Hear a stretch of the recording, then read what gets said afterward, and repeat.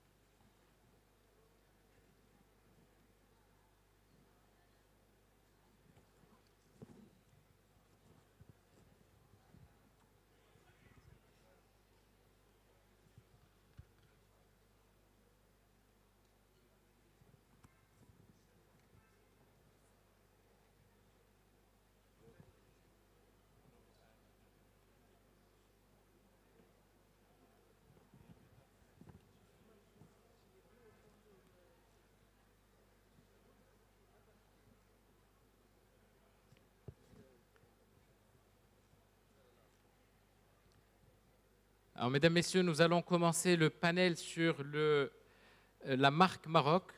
Je suis très ravi de modérer ce panel en présence d'acteurs à la fois des médias, de la communication, de l'enseignement et du conseil. Je suis très ravi d'avoir avec nous trois acteurs qui participent au quotidien à ce sujet qui est aujourd'hui majeur dans le cadre notamment de la mondialisation. Avant d'introduire nos trois intervenants, j'aimerais juste remettre un petit peu dans le contexte la notion de marque pays avant de parler plus spécifiquement de la marque Maroc. Depuis un peu plus d'une décennie, la notion de marque pays est devenue de plus en plus importante, de plus en plus véhiculée, avec des stratégies qui se sont mises en place dans un certain nombre de territoires au niveau local, mais également au niveau d'un certain nombre de pays. Nous allons parler de ces nombreux exemples et benchmarks, mais la notion de marque est également liée au marketing. Et quand on parle de marque, on parle davantage concurrentiel, de perception, de visibilité. Je partage avec vous un graphique qui montre la complexité de la notion de marque. Ce graphique a été réalisé par un chercheur au Canada et qui montre que contrairement au positionnement d'un produit, au marketing d'un produit, quand on parle d'une marque pays, il y a de nombreux acteurs, de nombreux paramètres qui rentrent en jeu. Nous allons essayer avec les intervenants présents parmi nous de comprendre ce que représente cette notion de marque pays et de voir avec eux comment aujourd'hui est perçue la marque Maroc et quelles sont les mesures, les recommandations qu'ils peuvent émettre aujourd'hui dans le cadre de ce forum MedDays pour accompagner le développement de la marque Maroc et l'émergence d'une plus grande marque au niveau international marocaine. Alors très rapidement, de gauche à droite, nous avons parmi nous aujourd'hui Abdelmelek Alaoui. Abdelmelek Alaoui est notamment président du cabinet de conseil Guépard. Il est également président de l'association marocaine de l'intelligence économique. Il travaille régulièrement sur des missions de conseil, notamment en Afrique, et à travers ses fonctions, travaille à la fois, contribue en quelque sorte à l'émergence de la marque Maroc et puis à une certaine perception de cette marque. À sa droite, nous avons Nourdine Ayouch, qui est président de Shems, de la société de communication Shems. Il est également un acteur de la société civile et préside de nombreuses associations. Il va nous donner la perception en tant qu'homme de la communication de la marque Maroc. Enfin, nous avons Tahmi Ghorfi, qui est à la fois un homme de l'enseignement, de l'éducation, également des médias en tant que président de la radio Aswat. Il est également membre du Conseil économique et social et a été amené ces derniers mois à travailler sur un rapport sur la marque Maroc.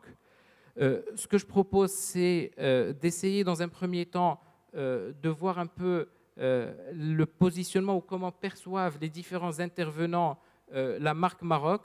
Ensuite, d'avoir un débat avec ces intervenants et de vous ouvrir pour quelques questions. J'ai posé les premières questions à Abdelmalek Alaoui. J'aimerais que vous nous expliquiez comment aujourd'hui se définit selon vous la marque Maroc et quelle est selon vous aujourd'hui la perception de cette marque au niveau international. Merci. Merci Younes, bonjour à tous. Je suis agréablement surpris de voir qu'à cette heure-ci, on puisse remplir une salle sur une thématique qui, somme toute, est une thématique assez cantonnée, hein, de cette nation d'Afrique du Nord avec 34 millions d'habitants et qui est à la fois francophone, arabophone, méditerranéenne, musulmane, africaine. Et vous savez, c'est un peu l'exercice quand on demande à un consultant de réfléchir à une thématique, eh bien, il ne peut pas s'empêcher d'aller sur une base de données pour voir un petit peu ce que vont donner les chiffres et essayer de réfléchir là-dessus. Sur la question du Maroc, je pense qu'il est extrêmement important de regarder les choses avec un peu de science et pas uniquement avec notre perception. Qui sommes-nous finalement et comment est-ce que les autres nous regardent? Et qui sommes-nous en matière de défense de notre sanctuaire, de notre précaré, de notre culture, de notre héritage?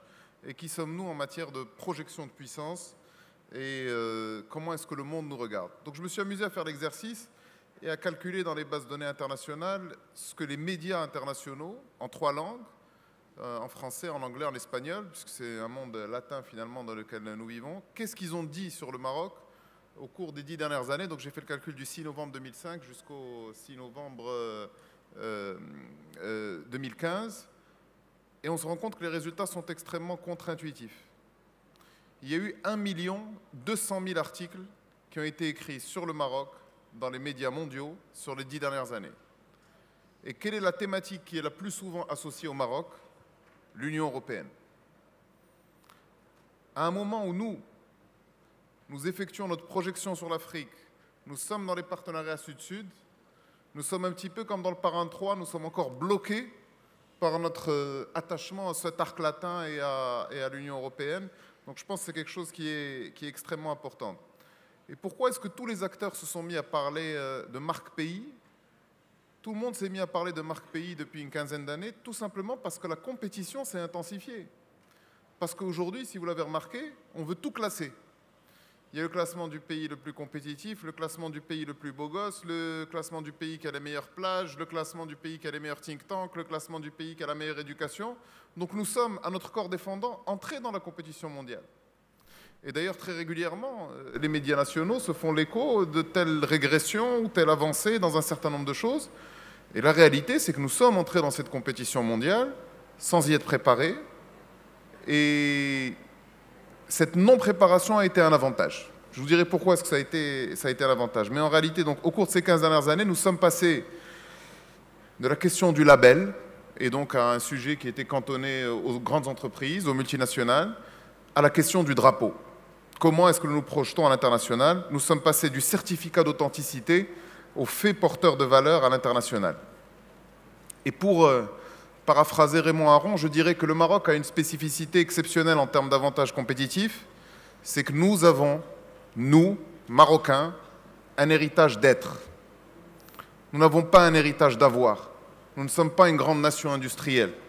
Nous ne sommes pas un pays qui rayonne à travers les marques de ses entreprises, mais nous sommes tous, collectivement, Marocains, les héritiers de cette vieille nation jeune qui a une histoire commune, et nous avons tous une certaine idée du Maroc.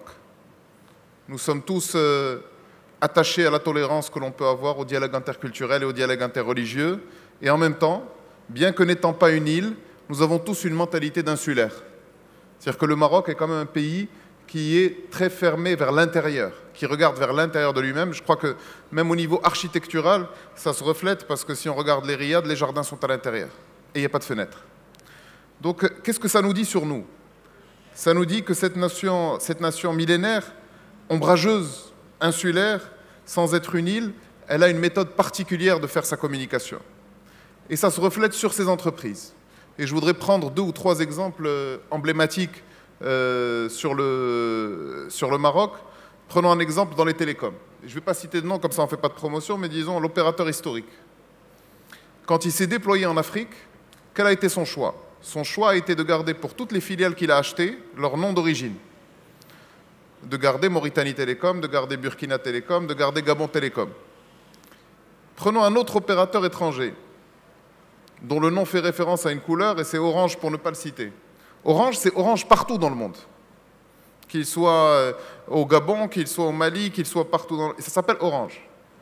Et je dirais que le fait que le Maroc ait cette gestion prudentielle de ses marques, à savoir de laisser l'identité à chacune des sous-factions, est une très grande chance. Parce qu'en termes de communication, si vous prenez une balle et que vous vous appelez Orange, peu importe que vous soyez Orange au Burkina, ça reflète l'ensemble de la marque. Par contre, si vous prenez une balle et que vous êtes Mauritanie Télécom, Maroc Télécom ne va pas s'en retrouver forcément impacté. Donc je dirais le fait que nous ayons été en retard à adopter les canons de beauté internationaux qui voudraient dire il faut qu'on ait une voix unifiée, il faut qu'on ait une fonction de porte-parole. Moi, je serais un peu contre-intuitif par rapport à un certain nombre de communicants qui disent le Maroc, il ne porte pas assez sa voix de manière unifiée. Je pense que c'est une bonne chose. Et d'ailleurs, les faits donnent raison à cet égard-là. Le Maroc, depuis 15 ans, essaye d'organiser sa promotion sous une marque unifiée. En 2004, Sidil Jto a essayé, 2004 ou 2005, a fait un projet qui s'appelait le projet Onyx.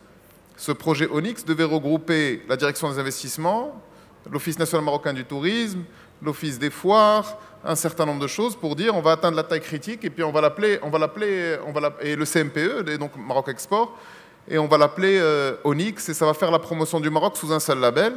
L'idée sous-jacente étant on va regrouper les budgets qui sont d'ailleurs par ailleurs assez faibles au Maroc et on va pouvoir faire une projection de puissance. En 2014, le plan d'accélération industrielle porté par le ministère de l'Industrie prévoyait à peu près la même chose. Ça s'appelait MATIS, Moroccan Agency for Trade, Investment and Services. Ça ne s'est pas fait.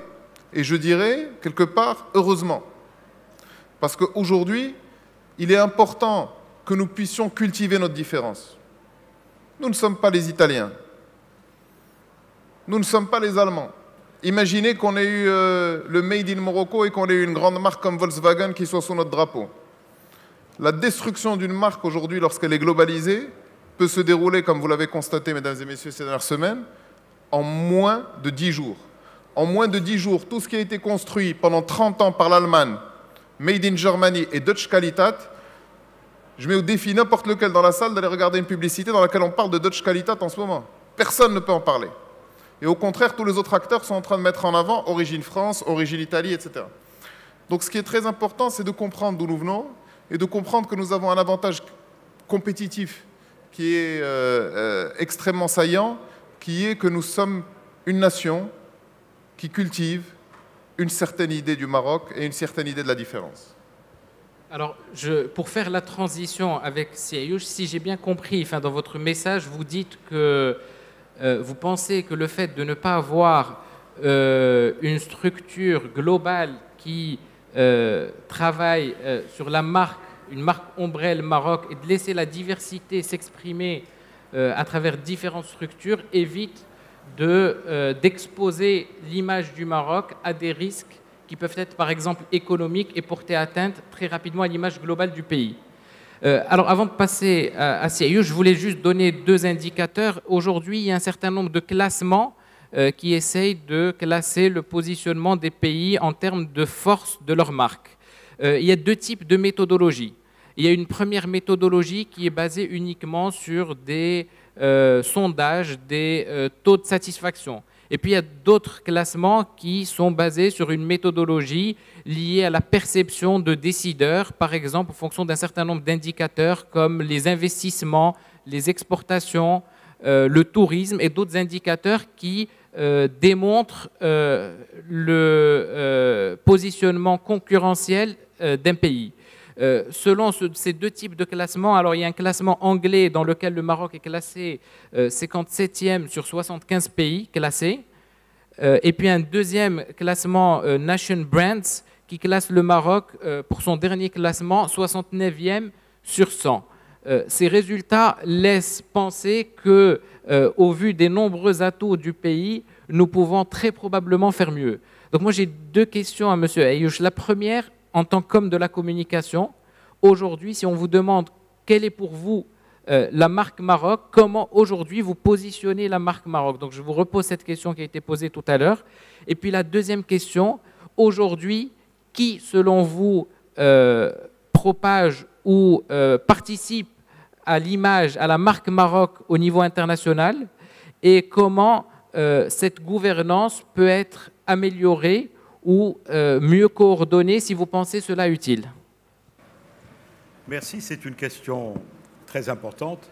Je crois que tout ce qui se fait dans le monde, que ce soit les grandes marques, Microsoft ou Google, ou etc., ou Facebook, ont tous une image. Et pourquoi ils ont cette image? Parce que sans l'image, les gens n'achètent pas le produit.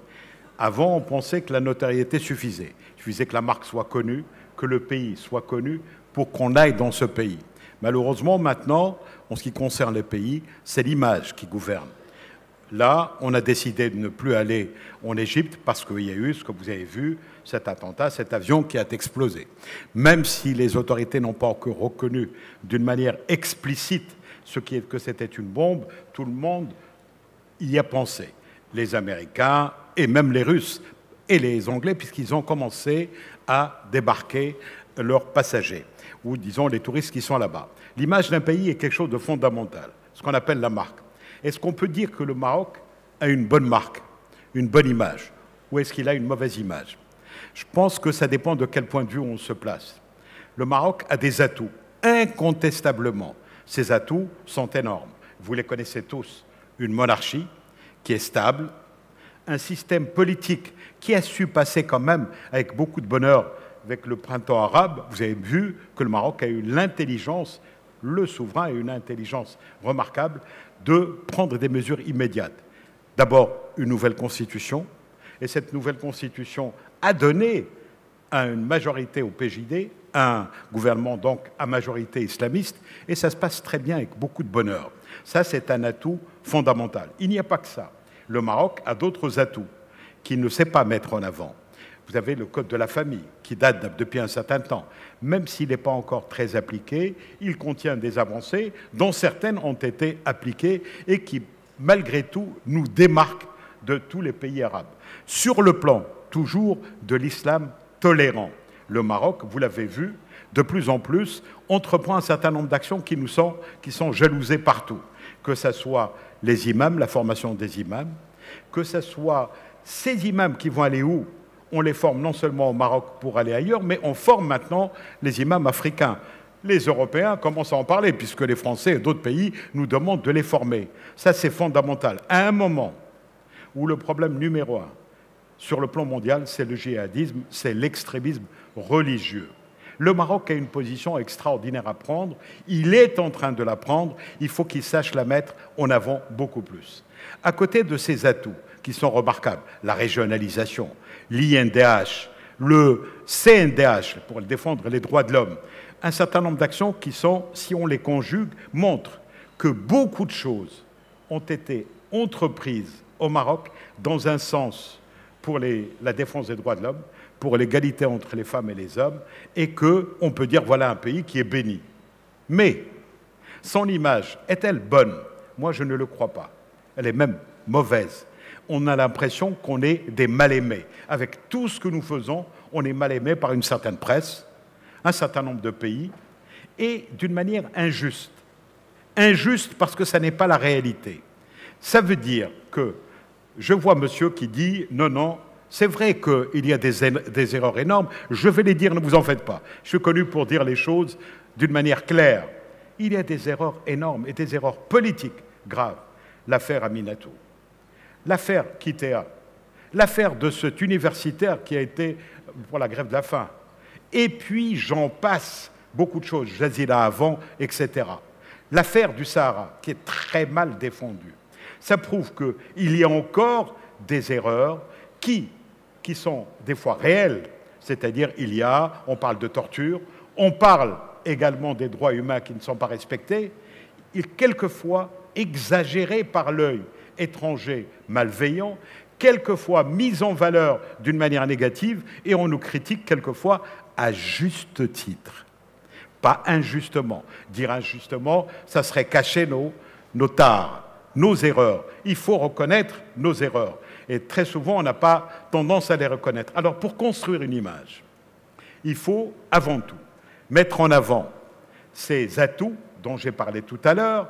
Il faut également parler de ces erreurs, mais surtout les corriger à l'intérieur et apporter des réformes fondamentales qui ont été votées, mais qui sont le plus souvent pas encore adoptées d'une manière intelligente et concrètement.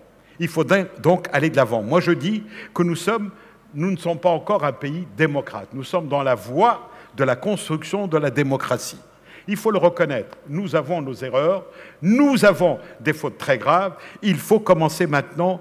Quand on dit quelque chose, un bon pays doit être comme un produit. Il faut qu'il soit bon. Si vous faites n'importe quelle communication, les gens l'achètent, s'il est mauvais, ils le jettent. On a beau faire n'importe quelle communication. Si nous n'avons pas à l'intérieur des réformes qui démontrent qu'il y a véritablement des droits humains qui sont respectés, qu'il n'y a plus de torture. Le ministre en a parlé il n'y a pas longtemps. Et il y a eu des mesures qui ont été prises. Des policiers et en même temps des gens importants de l'administration qui ont été sanctionnés. C'est bien, il faut aller plus loin. Il ne faut plus qu'il y ait d'erreurs. Ce n'est pas normal qu'il y ait des choses comme pour la petite fille qui sont sorties avec des shorts et qui ont été attaquées. Ça n'est pas normal qu'on parle des homosexuels et qu'on les attaque de cette manière au Maroc, alors que nous sommes un pays tolérant. Nous disons que nous le sommes. Nous avons un Amir al-Mouminin qui n'est pas celui uniquement Amir des musulmans, mais de toutes les religions. Et nous devons accepter que ces erreurs existent et qu'il faut absolument les combattre pour changer l'image. Après tout ça, il faut adopter, je pense que ça va être l'autre question, quels moyens pour mettre en valeur ça, quelle structure et comment la piloter. Alors, je reviens sur cette question que vous avez posée. Il n'est pas envisageable qu'il n'y ait pas, tout au long de notre histoire, des crises d'image. Même les entreprises connaissent des crises d'image. Vous avez cité un certain nombre d'exemples. Vous avez cité le cas d'Inzgan, des deux filles qui ont eu un impact dans les médias internationaux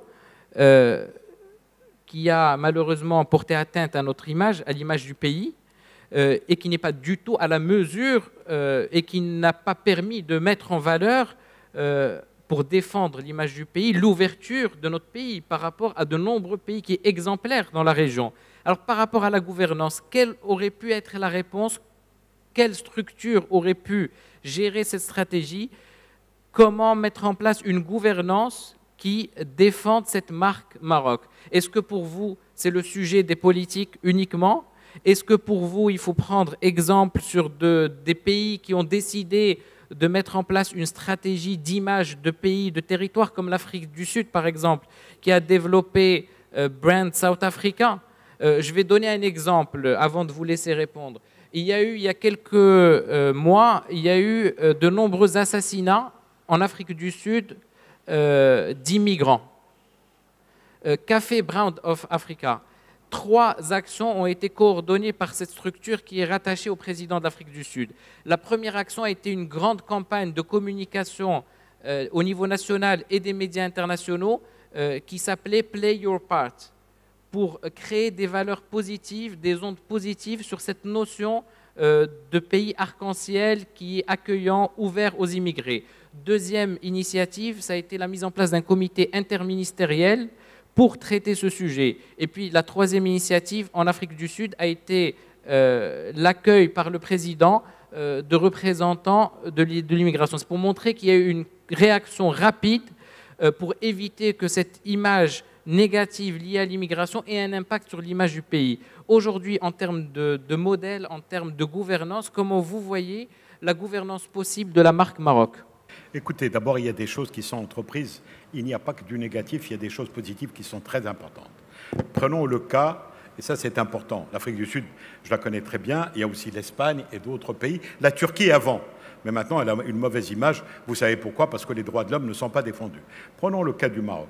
Il y a eu quelque chose de très important qui est passé, vous vous rappelez, de ce pédophile qui a abusé et qu'on a libéré. Et quelle réaction il y a eu? Une réaction intelligente de la part du roi. Un, il a pris des mesures pour poursuivre cet Espagnol dans son pays.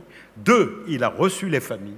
Et ça, c'est une action intelligente pour montrer qu'il se préoccupe de ça. Trois, il n'y a plus ce genre de problème qui se pose. Des mesures ont été données au ministre de la Justice pour lui dire que dans des cas comme ça, il faut prendre des mesures immédiates.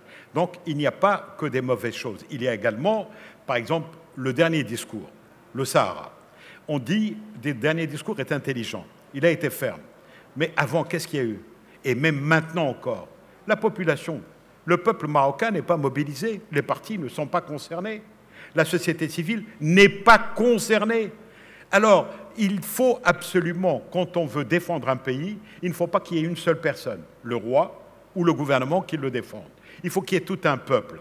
Tout un peuple doit aller dans une même stratégie, c'est-à-dire la société civile, les partis politiques, les syndicats, le gouvernement, aller dans le même sens avec un programme qu'il faut qu'il soit fait d'une manière intelligente. Et là, je propose qu'il y ait une espèce d'agence de communication au Maroc ou un service, ce qui existe en Afrique du Sud, ce qui existe en Espagne, ce qui existait avant et qui existe encore en Turquie et dans d'autres pays.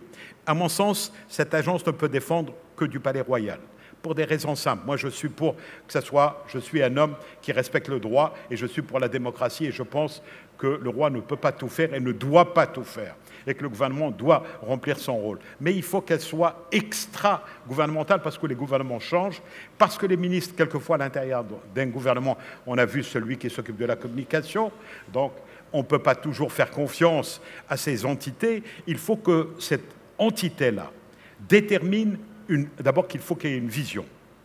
Quel pays nous voulons? Quelles sont les erreurs? Essayons de les corriger à l'intérieur. Nous avons des problèmes au niveau de l'éducation. Il n'y a pas longtemps, on avait l'image de la femme qui était dans les manuels scolaires, qui était traitée d'une manière honteuse. Il y avait du racisme dans les manuels scolaires. Ça a été corrigé, mais bien tard. Ça n'est pas normal. Il faut que l'éducation parle des droits humains. Il faut que la lutte contre le racisme, il faut qu'il y ait la vraie tolérance qui soit enseignée, un islam moderne. Et cette entité-là, après, il faut qu'elle détermine, à partir de la vision, une stratégie et des objectifs. Chaque cible doit être traitée d'une manière intelligente et qu'on prépare cela. Et je le dis toujours, vous avez beau avoir n'importe quelle stratégie, s'il y a encore des lacunes à l'intérieur au Maroc, s'il y a encore des inégalités comme elles existent encore, s'il y a encore des injustices, s'il y a encore des gens qui sont poursuivis en prison pour leurs idées et non pas pour ce qu'ils ont, jamais ça ne marchera. Un pays au Maroc, on est très exigeant avec nous parce que nous affirmons, on est très exigeant et c'est une chance. Il vaut mieux qu'on soit exigeant avec nous, c'est-à-dire qu'on nous regarde, qu'on nous ignore ou qu'on dise « oui, c'est un petit pays ». Non, c'est qu'on nous considère. C'est pour ça qu'on est exigeant. C'est ce que je dis aux responsables. Il faut accepter la critique. Il faut qu'ils nous critiquent. On a des choses critiquables. Et si on fait cette agence, doit surtout avoir un langage crédible. Quand on n'est pas d'accord avec nous, la presse internationale, il ne faut pas lui dire « vous avez tort », comme on le fait maintenant. Il ne faut pas qu'on les droits humains, human rights, dit « vous n'avez pas respecté les droits humains dans ça ». On dit « non, vous avez tort ». C'est stupide, c'est bête, c'est un langage primaire. Il faut dire « voilà ce que nous allons faire pour changer ». Et il faut adopter ces mesures d'une manière définitive. Et il ne faut plus qu'il y ait des anomalies qu'un petit chaouch ou un petit gouverneur ou un petit procureur de n'importe quelle région prenne des filles ou un garçon soit attaqué dans sa voiture parce qu'il est homosexuel. C'est un scandale. Et il faut aller très loin. On parle sur les droits humains pour l'égalité entre les hommes et les femmes. Elle n'existe pas encore dans ce pays-là. Il faut se battre véritablement pour les impliquer, pour les adopter. L'héritage, il y a des solutions religieuses à adopter, il faut le faire pour qu'il y ait cette égalité. Ça n'est pas normal qu'à l'heure actuelle, il y ait encore des tares que nous poursuivons. Donc, cette entité doit travailler d'une manière intelligente avec une vision, une stratégie, des actions et, en fonction des cibles, s'adresser. Il y en a 6 cibles. Il y a la presse internationale, il y a les parlements, il y a les ONG. C'est fondamental, les ONG. Elles nous attaquent avec les réseaux sociaux, etc.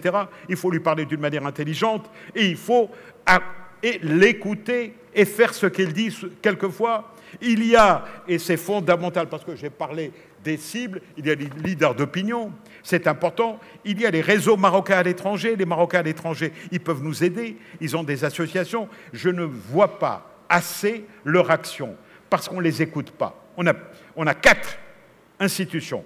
Le ministère, le Conseil national des résidents marocains, la Fondation Hassan II, et puis j'en passe. Et la 4e, c'est la Fondation Mohamed V pour la solidarité. Mais tout ça, ça fait brouillon.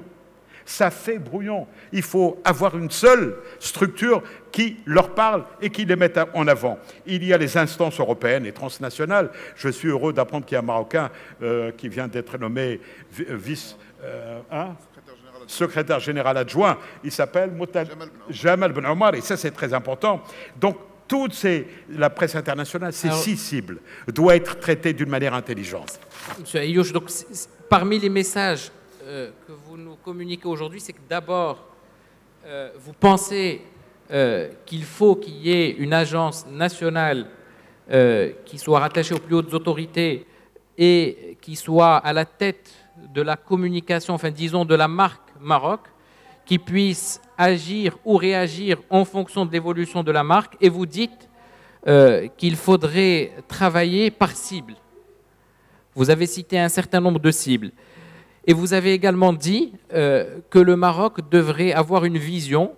Vous l'avez indirectement exprimé en parlant des cas du sujet des droits de l'homme, du sujet des libertés, du sujet en disant qu'il fallait que le Maroc, je suppose, à travers ce que vous avez exprimé, prenne par exemple position sur ce type de sujet pour qu'il puisse dégager une image cohérente avec ce qui se passe dans la réalité, ou qu'il y ait une cohérence entre les deux. Alors moi, ce que je vais passer à M. Ghorfi. M. Ghorfi est président de l'ESCA École de Management, et comme je le disais tout à l'heure, il est également membre du Conseil économique et social et a travaillé sur le sujet de la marque Maroc. Alors j'ai 2 questions à vous poser. La première est comment est-ce que vous partagez l'avis de M. Ayouch sur le nécessaire travail en fonction de cibles, et pour être un peu plus général, comment vous voyez la mise en place ou le travail de cette marque Maroc? Est-ce que pour vous, c'est une question de cible, ou est-ce que pour vous, c'est une question, entre guillemets, de positionnement de différence par rapport à différents sujets, ce qui fait aujourd'hui la différence de notre pays? Ça peut être, par exemple, l'économie à travers la dimension régionale que prennent certaines entreprises marocaines. Ça peut être le tourisme. Est-ce que vous pensez qu'il y a une dimension, qu'il y a des spécificités sur lesquelles nous devons travailler et installer un positionnement, ou est-ce que vous pensez qu'il faut plutôt travailler par cible, ou les deux? Merci beaucoup. Je suis venu partager quelques idées, pas réagir aux propos de Nordine Ayouch, qui, on le connaît, lui, a sa vision et a sa manière de faire, que j'apprécie et que je respecte, même si je ne peux ne pas être tout le temps d'accord sur tout ce qu'il dit. Mais je voudrais peut-être réagir, non pas aux propos de Nordine Ayouch, mais à la problématique qui nous réunit, qui est celle de qu'est-ce qu'il faut faire pour modéliser une marque Maroc. Et je voudrais d'abord demander à ce qu'on fasse extrêmement attention, parce que la problématique de la marque n'est pas une problématique publicitaire, elle n'est pas exclusivement une problématique de communication, c'est une problématique d'actifs, d'assets à l'échelle d'une nation. Vous avez dit les uns et les autres que, dans vos propos, ça fait une dizaine d'années, ou l'Almec a dit ça fait une quinzaine d'années que les nations se préoccupent de leur marque. Nous avons eu des mutations. Et sur le plan scientifique, les analyses qui sont faites là-dessus ont démontré qu'il était extrêmement difficile de passer du product brand au corporate branding. Et quand il a fallu faire le saut encore de la problématique usuelle des entreprises sur laquelle on avait déjà développé un niveau de maîtrise, passer à une problématique de gestion de marque à l'échelle d'une nation, donc du nation branding, eh bien, on s'est rendu compte, et votre schéma de tout à l'heure, que nous appelons la molécule du nation branding, montre la complexité de toutes les parties prenantes, de tous les intervenants qui agissent sur une problématique de gestion de la marque à l'échelle d'une nation. Alors je voudrais aussi préciser qu'il y a une grande différence entre ce qu'on pourrait appeler du city branding et du nation branding. L'Autriche va avoir une problématique de marque Autriche, mais Vienne va avoir à gérer sa propre problématique de branding à l'échelle de la ville, et Lyon ou Bordeaux, ou maintenant Paris-Île-de-France en France, n'ont pas la même problématique que la marque France, qu'on va chercher à associer un certain nombre d'éléments. Je voudrais, une fois dit ceci en préambule, dire que voilà le champ sur lequel nous devons être extrêmement vigilants quant aux classements internationaux. Les classements internationaux sont faits sur un certain nombre de critères. Et là, par définition, il ne s'agit pas de suivre les classements internationaux, il s'agit de décider de quels sont les critères sur lesquels nous souhaitons, nous, installer une marque pour un pays. Et ces critères ne peuvent être que ceux qui émanent d'une vision collective, d'un projet de société, d'une vision stratégique de vers quoi nous menons la nation sur les 50 prochaines années. Parce que ça se construit largement dans le temps. Qu'on soit classé 59e, alors il n'y a déjà que 100 pays dans les classements, il n'y a pas tous les pays membres de l'ONU, et donc je crois que si on travaille en ayant une vraie cohérence sur les leviers qui nous intéressent et les champs dans lesquels nous voulons installer une marque Maroc, ben on progressera de toute façon sur ces classements-là, parce que certains nombres de ces critères seront communs. Alors je voudrais maintenant peut-être partager avec vous ce qui me semble être 3 leviers majeurs sur lesquels nous devons agir pour contribuer à la construction d'une marque Maroc, parce qu'une fois qu'on l'a construit, là je reviendrai au propos de Nordine Ayouch, et il a raison, il faut gérer les crises. Il faut gérer son image. Et de toute façon, il ne faut pas, et il a raison, il ne faut pas attendre que nous ayons fait le travail de modélisation, abouti à une structuration pour gérer l'image, pour gérer les crises. On est obligé de le faire en parallèle parce que ça n'attend pas. Mais de toute façon, la réunion ou le panel qui nous préoccupe, qui nous réunit, c'est la modélisation de la marque. 3 leviers que je voudrais vous proposer. Le premier peut paraître évident, mais pour moi, il est fondamental de le repenser, c'est celui de la diplomatie.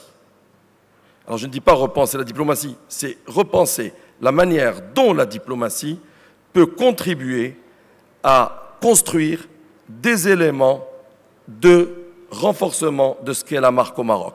Parce que la diplomatie joue un rôle énorme d'interaction avec un certain nombre de pays à l'échelle internationale, et il faut l'outiller d'insights, d'éléments tangibles qui lui permettent d'agir en plus du métier ou des métiers classiques de la diplomatie.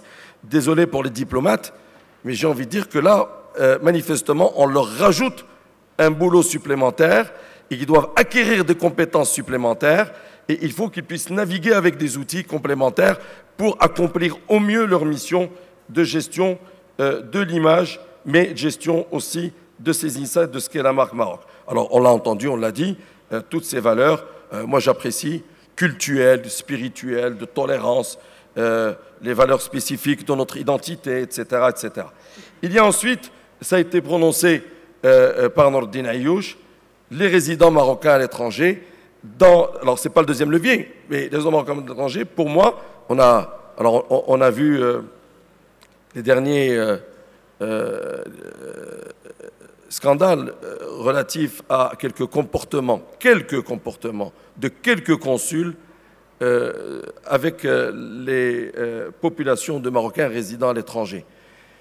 Ces Marocains résidant à l'étranger doivent être mis en exergue, non pas en tant que diaspora pour le principe de la diaspora, mais en tant qu'experts, en tant qu'individus de la société civile dans les cités et les espaces où ils évoluent. Et là, la diplomatie a encore un rôle à jouer dans la manière d'encadrer, d'outiller, de partager et de développer de la matière et du contenu sur ces insights. Deuxième levier qui me semble essentiel et sur lequel le Maroc a déjà entamé un travail qu'il faudrait, à mon avis, capitaliser. Ce levier est en lien direct avec l'Institut Amadeus et ce que font les Meddays. Il n'est pas spécifique aux Meddays, mais c'en est une illustration. C'est ce que j'appelle, moi, le levier géoéconomique et géopolitique. Le levier géoéconomique et géopolitique est essentiel. Moi, je voudrais dire qu'au Maroc, comme dans tous les pays du Sud, je voudrais dire que nos élites doivent changer de paradigme. Nos élites doivent arrêter, lorsqu'elles sont francophones, de décrypter ce qui se passe dans le monde à travers les lunettes de France 24, LCI, iTélé. Et lorsqu'elles sont anglophones, de les décrypter avec BBC News, Sky News et avec CNN. Nous devons, au Maroc, aujourd'hui, pour construire et affirmer notre marque, commencer à développer un regard sur les grands sujets du monde vus d'ici, vus de chez nous. Je voudrais que nos intellectuels nous expliquent ce qui se passe en Ukraine, mais non pas avec l'œil de l'Europe de l'Ouest, mais avec l'œil de l'Africain du Nord, avec l'œil du Marocain africain en Méditerranée, avec l'œil du Marocain qui est musulman, tolérant et qui accepte que dans sa culture, il y a une part de méditerranéité et une part de judaïsme qu'il accepte dans ce qu'il a dans son identité. Et c'est en travaillant dans cette dynamique géoéconomique et géopolitique qu'on arrivera peut-être à développer des ingrédients ou des insights qui renforceraient cette image ou cette marque Maroc. Un certain nombre d'organismes au Maroc le font très bien. Je voudrais saluer le travail fait de manière exceptionnelle par le OCP Group à travers son OCP Policy Center qui développe du contenu de fond sur des problématiques dans le monde, mais vues de chez nous. Il est essentiel que tous les grands groupes qui travaillent à l'échelle internationale et africaine, en l'occurrence, investissent sur la production d'idées. Et je voudrais, sans tabou, il faut qu'on soit à l'aise, féliciter les sponsors qui permettent à l'Institut Amadeus d'organiser une rencontre comme les Meddays, d'avoir l'occasion d'échanger, de construire des idées vues de Tanger. C'est à Tanger que ça se passe. C'est au Maroc qu'on a exprimé un certain nombre de points de vue. C'est au Maroc qu'on a catalysé cette intelligence et ce regard du monde vu de chez nous. Et je pense qu'à chaque fois que nous aurons l'occasion de le faire, cela me paraît essentiel pour contribuer à cette notion de construction de l'image du Maroc. Ensuite, dans cette dimension géopolitique, il me semble essentiel de dire que le Maroc a l'ambition de devenir un pays émergent. Mais il faut qu'il puisse interagir, non plus du sud vers le nord de manière classique, non plus simplement du sud dans son africanité vers le sud, mais du sud vers le sud et du sud vers les grands émergents. Évidemment, la presse internationale et occidentale en particulier regarde le tassement de la croissance en Chine, les difficultés aujourd'hui économiques et politiques au Brésil et commence déjà à relever la main. Mais ça, ces gens-là, eux, sont gérés par des fonds d'investissement. Nous autres, nous avons d'autres préoccupations. Nous devons construire ces relations avec ces grands émergents, que ce soit l'Afrique du Sud, que ce soit la Chine, que ce soit l'Inde, que ce soit la Russie ou le Brésil, pour ne citer que cela, ou la Turquie. Je crois qu'il est essentiel que nous interagissions sur cette dynamique géopolitique, géoéconomique, pour que nous puissions installer des va-et-vient avec eux dans le cadre de l'investissement, dans le cadre de l'éducation, dans le cadre des échanges et des libertés de circulation des femmes et des hommes. Et tout ça, ça me paraît essentiel dans cette dynamique-là. Lorsqu'on parle du Maroc, dans cette dimension géoéconomique, géopolitique, je voudrais dire qu'il y a trois éléments qu'on peut passer comme des gadgets, mais qui ne le sont pas. Il y a ce que j'appelle le rôle des soft power. Je vais m'attacher à 3 exemples de soft power. Celui relatif au style de vie et au patrimoine culinaire. je lançais au sein d'ESCA École de Management, où nous avons un centre d'études en géopolitique, un travail avec un collègue enseignant sur la géopolitique du couscous. J'en ai parlé à un industriel, ça l'a fait sourire. Je lui ai dit, mon cher ami, il ne faut pas que tu souris. La géopolitique du couscous est un vrai sujet. Parce que le branding d'un pays est aussi porté par ce qu'on fait de l'identité culinaire de ce pays. Et évidemment, on peut faire les débats avec nos amis tunisiens, algériens, est-ce que le couscous appartient à l'un ou à l'autre. Ma problématique n'est pas à qui il appartient. Ma problématique, c'est quel territoire je veux occuper, avec quel type d'outils pour pouvoir faire parler de mon identité dans le monde. Et je pense qu'il faut prendre ce genre de sujet au sérieux en termes de soft power qui contribue à la construction de la marque. Le champ audiovisuel, nous avons 25 ans de retard dans notre pays. Les filles du monde arabe, lorsqu'elles visitent Istanbul, font la queue pour aller visiter la villa où sont tournés les sitcoms turcs et payent $10 pour rentrer voir les villas. Mais c'est de l'influence sur la marque Turquie. Je rêve, dans mon pays, voir des espaces où on fait la queue pour visiter une villa où un scénariste et réalisateur marocain a développé une visibilité à l'échelle mondiale. Je vais conclure sur la question de cette marque en disant qu'il y a un certain nombre d'intervenants importants. Alors, au Maroc, pour moi, c'est l'administration, la science, la technologie, l'économie, le tourisme, le patrimoine, la culture, la société, et chacun ses ramifications. Sur cette question du Made in Morocco, il me semble essentiel. On n'en réussira pas à mettre tout le monde sous le même couvert dans une seule institution pour gérer la marque Maroc. On ne pourra jamais mettre Maroc Export avec les gens qui s'occupent de l'agriculture, avec les gens qui s'occupent de l'investissement, et ainsi de suite, et l'ONMT, etc. Il faut arrêter cette illusion. Je crois que ce qu'il faut, c'est là où je peux partager quelques éléments de l'analyse de Nordine Ayesh là-dessus. Moi, j'ai la conviction personnellement qu'il faut une petite équipe d'experts de très haut niveau qui puisse gérer les spécificités de la marque et qui puisse apporter les déclinaisons à tous les acteurs. Cette petite équipe d'experts, j'insiste bien, une petite équipe d'experts de très haut niveau, alors Nordine Ayesh estime qu'elle doit être logée auprès du cabinet royal. Franchement, je ne veux pas faire le débat là-dessus, mais pour moi, c'est une équipe d'experts opérationnels qui a la mission d'être aussi accountable. Et la modernité, ce n'est pas où est-ce qu'elle est logée. La modernité, c'est comment est-ce qu'elle rencontre, comment elle l'évalue et comment est-ce qu'on la challenge pour continuer à faire avancer les choses. Je vous remercie.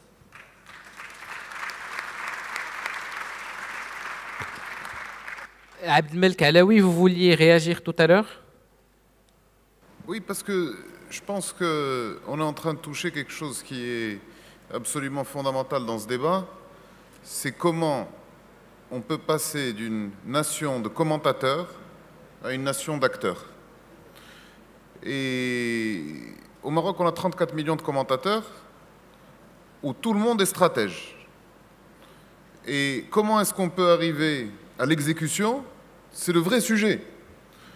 Parce que, et moi je partage ce que disait Thierry sur une chose qui est absolument fondamentale, qui est la production de connaissances. Nous sommes à la traîne en matière de production de connaissances au Maroc.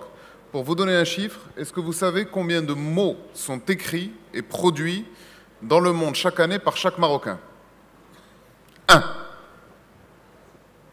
Nous tous, collectivement, 34 millions de Marocains, dans la production de connaissances globales, on produit 1 mot par an. Alors, il faut bien le choisir. Parce que celui qui écrit un gros mot, ça va être compliqué pour lui pour pouvoir gérer la suite.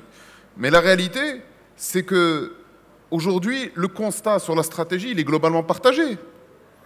Tout le monde est d'accord sur le fait que... Et tout le monde fantasme sur cette espèce de cellule, de spin doctor qu'on irait chercher de la série Mad Men et qui pourrait gérer cette espèce de communication d'influence exceptionnelle du Maroc. Mais la réalité opérationnelle, elle est sur le fond. Elle est que nous ne produisons rien. Et moi, je suis le premier, je dirais, j'en suis en partie responsable. Moi, je dirige un petit think tank. On a produit 2 livres en 2 ans. C'est catastrophique. Et à un moment, il faut qu'on adresse les vraies questions. Parce que la question de la production de connaissances au Maroc, c'est d'où vient le pognon?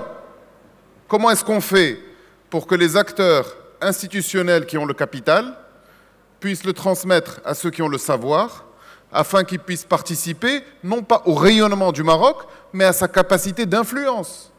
Est-ce que vous savez, mesdames et messieurs, que les principaux producteurs de connaissances sur le continent africain sont deux nations qui sont de grands amis du Maroc, le Nigeria et l'Afrique du Sud.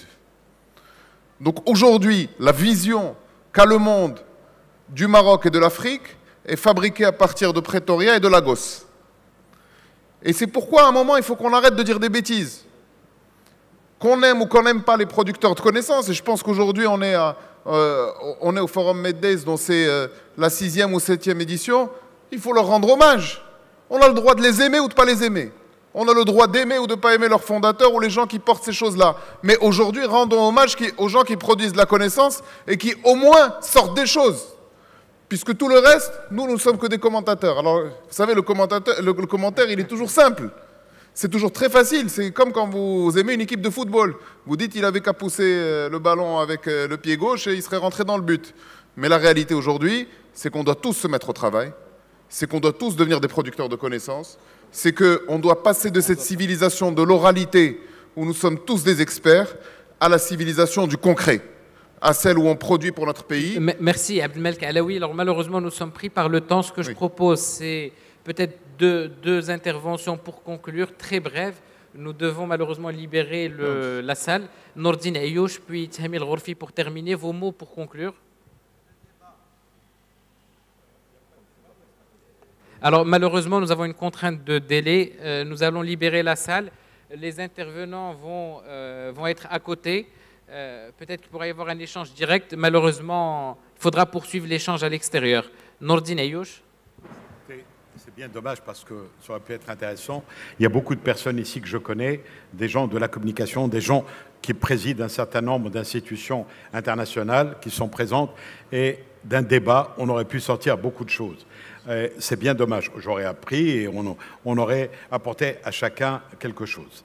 Écoutez, c'est comme ça existe. Quelquefois, il y a des contraintes, donc on peut peut-être poursuivre à l'extérieur, mais il ne faut pas venir tous parce qu'il n'y aura plus personne ici. Donc ça, c'est un problème. Hein. En tout cas, pour conclure, je crois que de ce qui a été dit, c'est que construire une image, c'est fondamental. Avoir une image Maroc, c'est quelque chose de très important. Que cette image, chacun d'entre nous, c'est Alaoui vient de parler du contenu, c'est fondamental le contenu. Ne serait-ce que pour les nouvelles technologies, le président de l'ANRT m'a dit, parce que j'ai fait un colloque international l'année dernière, il m'a dit il y a 1 à 2% qui se construit au Maroc, qu'on produit au Maroc. 98 à 99% du contenu est importé. C'est très grave. Donc on n'a pas de personnalité propre et le savoir, le contenu, il faut le construire. Pourquoi? Ce n'est pas parce que nous sommes des tarés. Non. C'est parce que le gouvernement n'investit pas dans des Marocains comme vous, ne leur donne pas les moyens, ne signe pas des contrats de partenariat pour fabriquer et pour produire ce contenu à tous les niveaux. Tout à l'heure, je suis d'accord avec Rolfi quand il a dit que l'image est constituée par beaucoup de paramètres. Il a parlé également de la cuisine.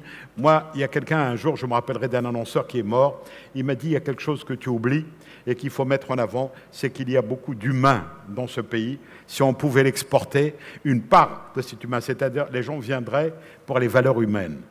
Au Maroc, quand on va dans la campagne, on trouve des gens exceptionnels. Il y a des Marocains qui ont une richesse intérieure remarquable. On ne sait pas mettre ça en avant. Que ce soit des conteurs, que ce soit l'hospitalité marocaine, que ce soit la vérité marocaine, l'éthique marocaine, à côté de l'urbanisation qui est devenue catastrophique, où il y a une perte de valeur énorme. Et ça, mais dans la campagne, il y a encore des valeurs. Donc ce Maroc peut être exporté également. Nous sommes également très forts dans un certain nombre de choses, notamment contre la lutte contre l'extrémisme et le djihadisme. On ne met pas suffisamment ça en valeur. On est une référence sur le plan mondial. On est également une référence sur le plan des nouvelles énergies, c'est l'avenir. Vous savez que nous sommes en train de construire la première station mondiale d'énergie solaire qui s'appelle Nour 1, et puis maintenant on est rentré dans Nour 2, vers Ouarzazate. J'ai visité ça, c'est colossal. On a fait à Tangemed un des meilleurs ports du monde, il fait partie des 5 premiers ports. Mais quand on voit l'ensemble, on est très mal classé. Pourquoi? Une éducation pourrie, qui est une des dernières sur le plan mondial, des dernières, avant-dernières ou dernières sur certains cas, parce que je la connais très bien, je fais partie du Conseil supérieur de l'enseignement. On n'a pas le courage, vous vous rendez compte, j'ai posé le problème de la langue maternelle, j'ai eu tout le monde contre, les idéologues, les islamistes, les conservateurs, alors que c'est ce que je dis est une vérité de la palisse et qui existe dans tous les pays civilisés et même dans tous les pays africains où on accueille les enfants par leur langue maternelle. Voilà des erreurs qu'il faut absolument éclabousser. Alors, mettre en valeur nos valeurs, oui, corriger nos erreurs, oui, et créer une structure, on est tous d'accord, qu'elle soit agence, qu'elle dépende du palais ou d'autres, parce que je ne vois pas, ou alors qu'elle soit indépendante, mais il faut qu'elle travaille avec le gouvernement, avec les ONG, avec tout le monde, pour mobiliser toutes les énergies qui existent dans ce pays, et avec la création du savoir, la création du contenu, pour changer l'image de ce pays. Merci beaucoup, Siayouch, pour ces mots de conclusion. Oui, merci beaucoup. Je voudrais juste, de manière pragmatique, dire à Moulay Abdelmalek Alaoui qu'il a raison. J'ai nommé l'OCP Policy Center, mais je peux nommer le think tank dirigé par Moulay qui s'appelle l'AMIA Center, et dans lequel, évidemment, nous avons produit un ouvrage, Le Maroc stratégique, et qu'il n'y a pas assez de production chez nous. Il évoquait le Nigeria et l'Afrique du Sud, qui en plus produisent en anglais, donc sont pas facilement repris dans le monde entier. Moulay Abdelmalek, je voudrais juste proposer que nous retravaillions sur un ouvrage supplémentaire, sur un sujet, et on trouve le financement pour, mais de toute façon, il ne faut pas qu'on s'arrête de produire. On n'a pas le choix, il faut y aller. Donc voilà, Et il n'y aura pas qu'un seul mot, tu veux dire. Tu exagères. Peut-être que vous travaillerez sur un ouvrage sur la marque Maroc. Oui. Voilà, ça sera le dernier mot, le mot de la fin. Merci à tous pour votre présence. Le panel va suivre.